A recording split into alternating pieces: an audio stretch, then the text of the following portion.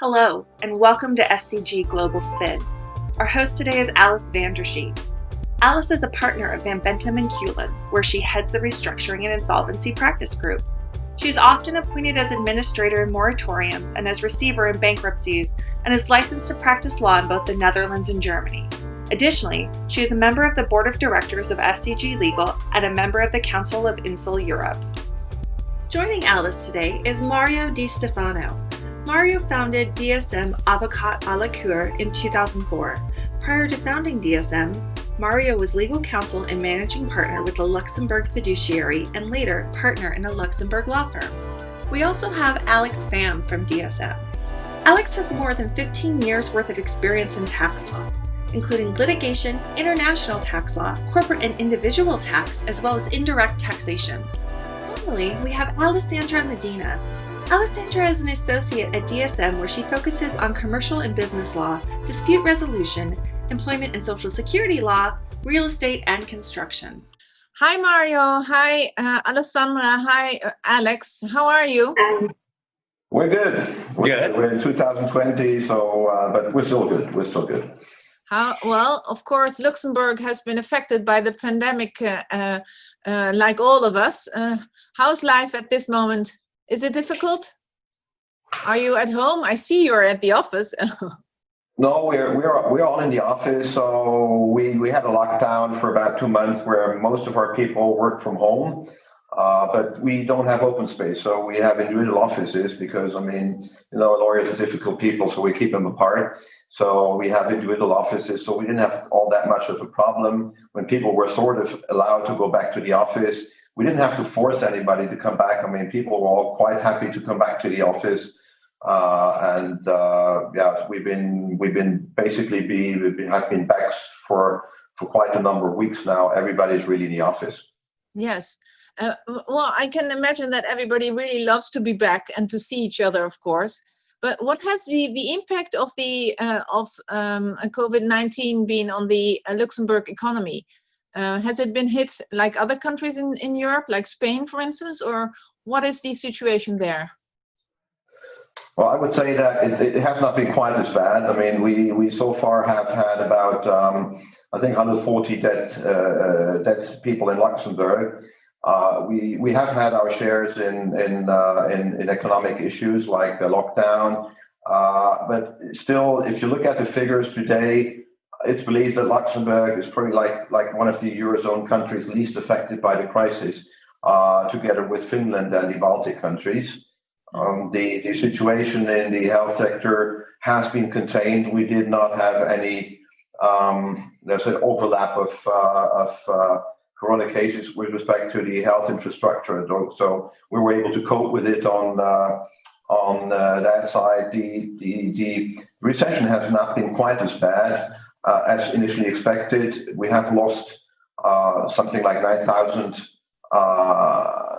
employment in the first quarter, but apparently in the second quarter, these 9,000 jobs have been. We got back on these 9,000 jobs. So far, we're basically missing out on the growth we had in the previous years. But so far, we're doing pretty well. And also, as a matter of GDP, the employment is. We had a initial decline by 7.8%.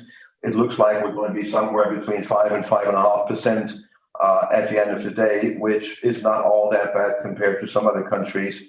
And Luxembourg is expected to recover rather quickly, actually.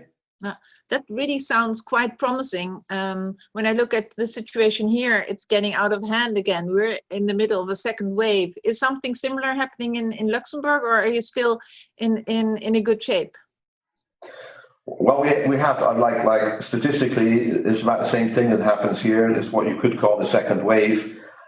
People come back from holidays. People go back to the offices. They were fed up with lockdown and limitations in contact. So people started to have private parties again. Restaurants opened again. The whole result is that we also had a limited surge in new cases, which still is contained in the health system. We currently have about 3 people in intensive care in Luxembourg with COVID cases, which is very limited.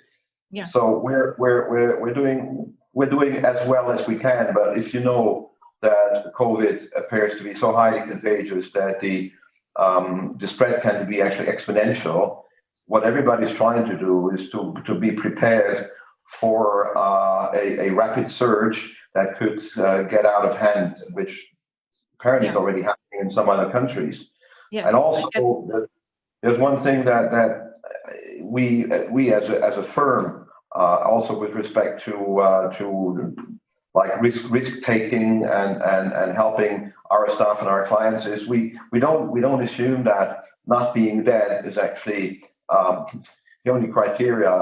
As far as you hear, there can be rather adverse consequences of having COVID, even if you don't die of it, like long-term effects. So I think basically for the time being, it's best not to get it at all. Yes, I totally agree. Another thing, what happened in your legal sphere? Did your government enact legislation in order to combat the COVID-19? Were there specific labor laws or compensation to companies? What is the situation in that respect in Luxembourg? Oh, there obviously has been a lot of legislation issued in various sectors of law. Specifically in the health sector, of course, Luxembourg has been probably the country in the world that has done the most expensive testing, large scale testing. Luxembourg has apparently spent twice as much money per capita in the country on testing, on protective gear. Okay, Luxembourg is a wealthy country, though, so there's limited merit to that. But Luxembourg has been pretty early in the process. They've done all they could to go on sample testing and then on large scale testing, and basically in order to reduce the spread and also track the spread of the virus. And what's also interesting to notice is that Luxembourg has a cross-border population of cross-border workers, so people who do not reside in Luxembourg. About 200 or more than 200,000 staff working in Luxembourg are not resident in Luxembourg, and Luxembourg has applied the free of charge large-scale testing not only to residents but also to all cross-border workers. Yes, which was a huge effort. So we did have a lockdown. The lockdown was legally provided for in the law with specific exceptions for essential businesses. That forgot in the first legislation forgot it, like tending to your horses. If you have horses somewhere, you have to drive there. So basically, people were not supposed to go anywhere. They were supposed to stay at home, with certain exceptions, like going to your workplace if it was safe, going to the supermarket, and the list was sort of enlarged over time until it was lifted. But you could really see it on the streets in March and April. I mean, it was like a ghost town. It was actually weird. We had a construction works shut down for 4 weeks in March, April. We had like really 4 weeks of shutdown of the construction works. Restaurants have reopened, shops have reopened, bars and discotheques have not reopened. So that's still a big thing here, like everywhere else.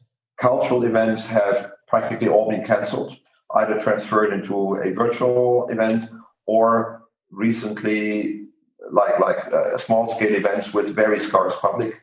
Football has been reopened again, of course. We in the beginning without public. We had a first match yesterday where the Luxembourg national team played against Liechtenstein, and for the first time since February there was like a limited number of public admitted to the stadium. Yeah.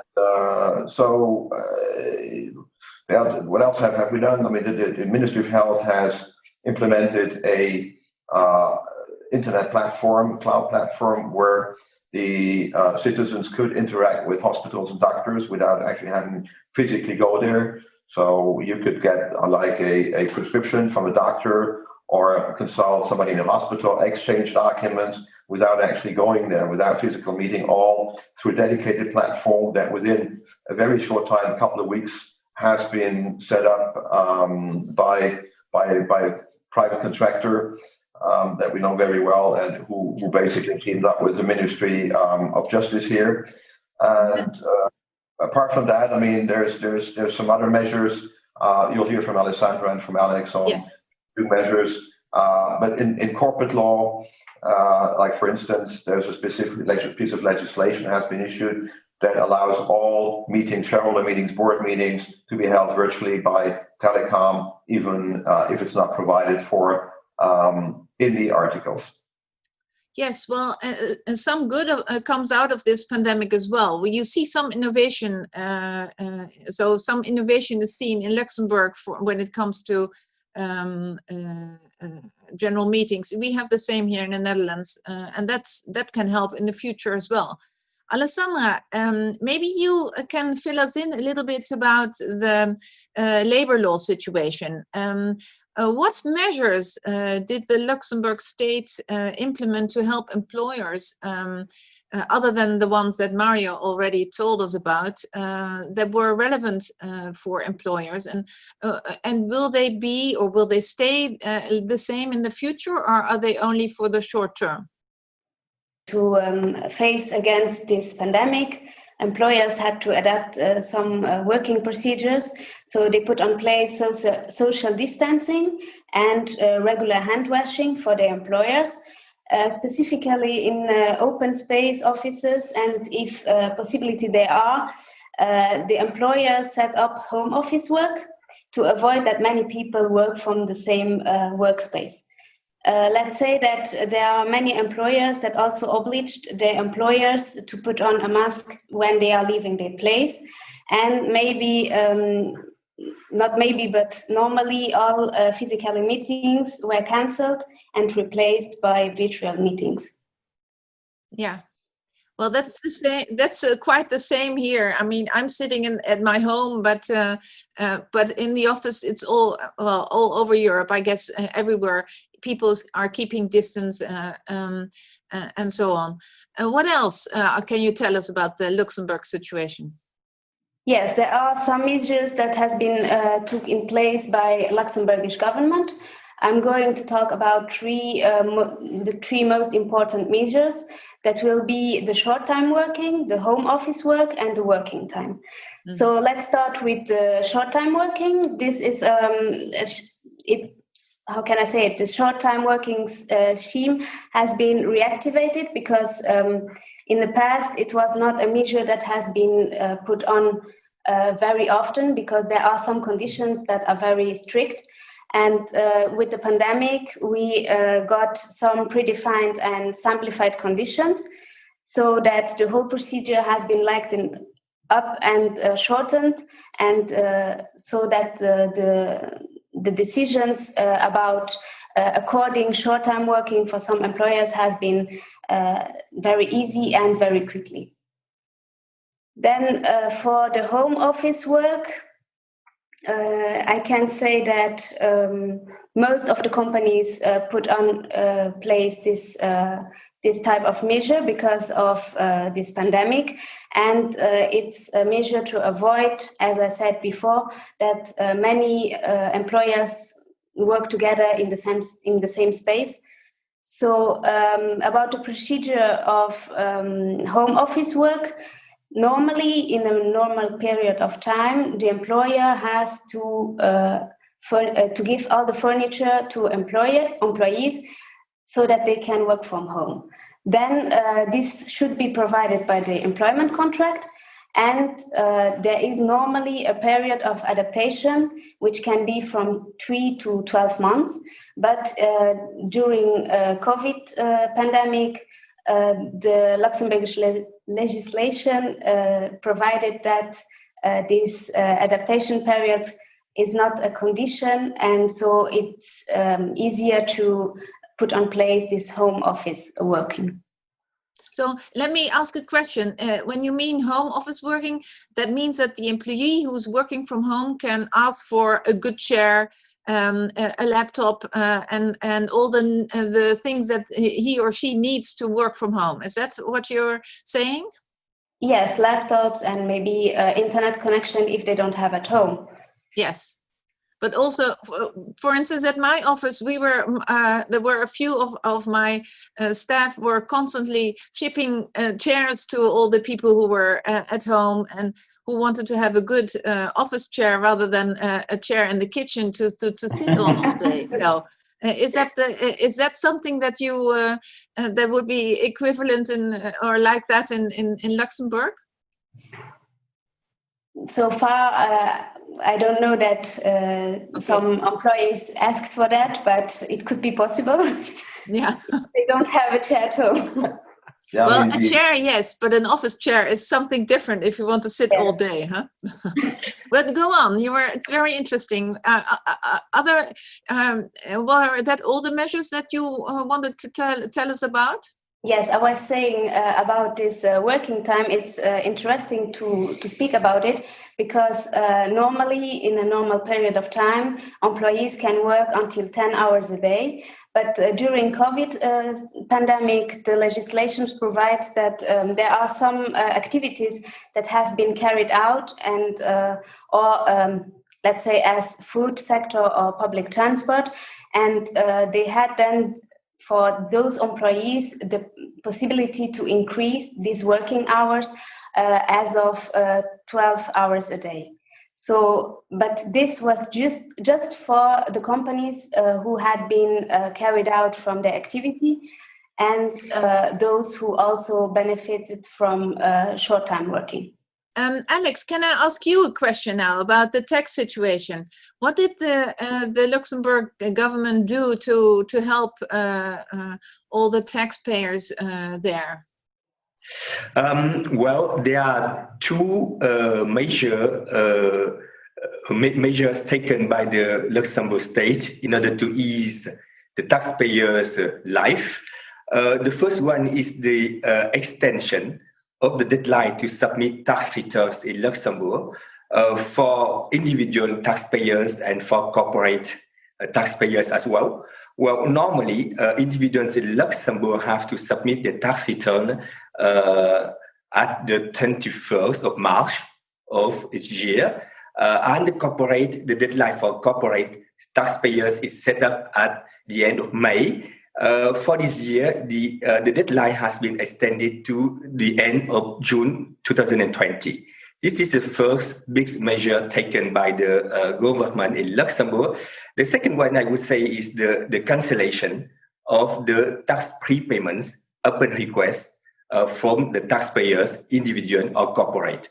So each individual or corporate taxpayers who feel in bad situation, financial situation, can ask for the cancellation of those prepayment for taxation. And in the same scheme, we can find as well the extension of the deadline to pay the tax prepayments for 4 months. From 4 more months after the deadline, in order to pay the tax due. Those are the main tax measures in Luxembourg, I would say.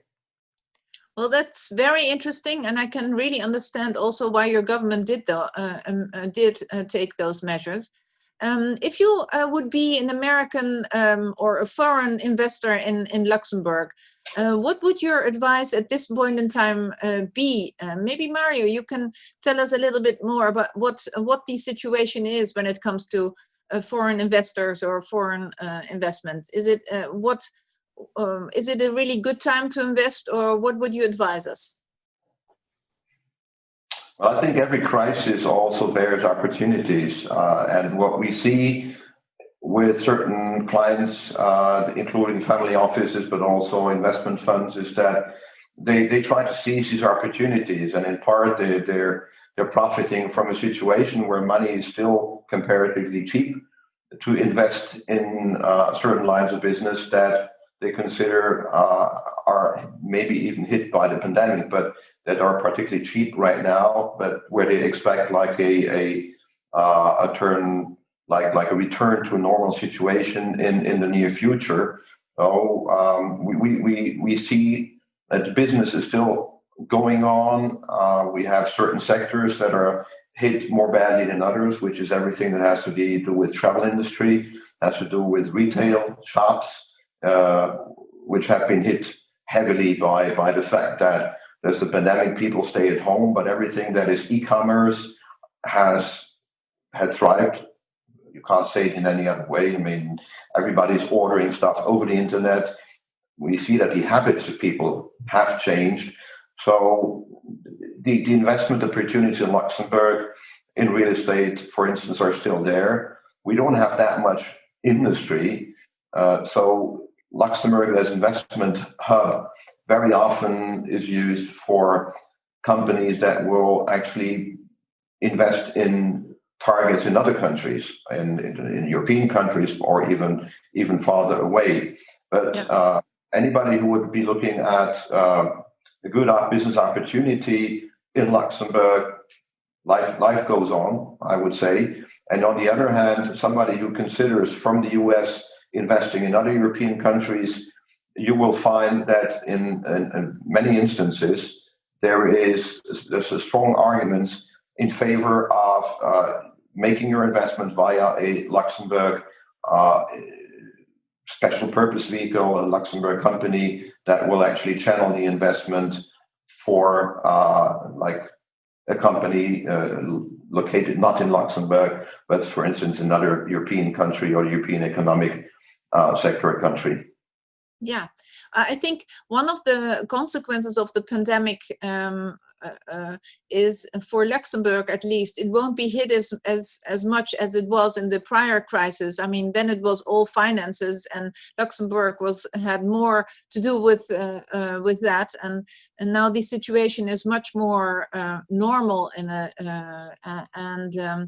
the opportunities are there. And you're right when you're saying it makes sense to have a Luxembourg entity as your main go-to place in Europe, and then go and invest and do business in another European country. Okay, thank you very much for your insights into the Luxembourg situation, and I hope to see you soon in live, I must say.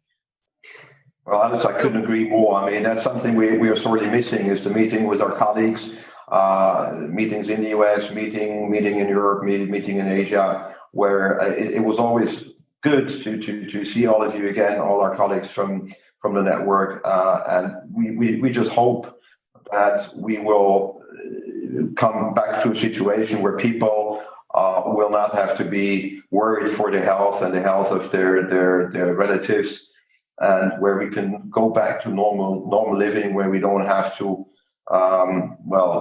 again be afraid that people that we love and people that we care about might fall ill, and that we will be able to travel again and to see all of you again. I couldn't agree more. So bye-bye, and thank you very much. Bye, Alice. Bye. Bye. And that concludes our recording. Thank you for joining us today. You can find this and many other episodes at scgglobalspin.com.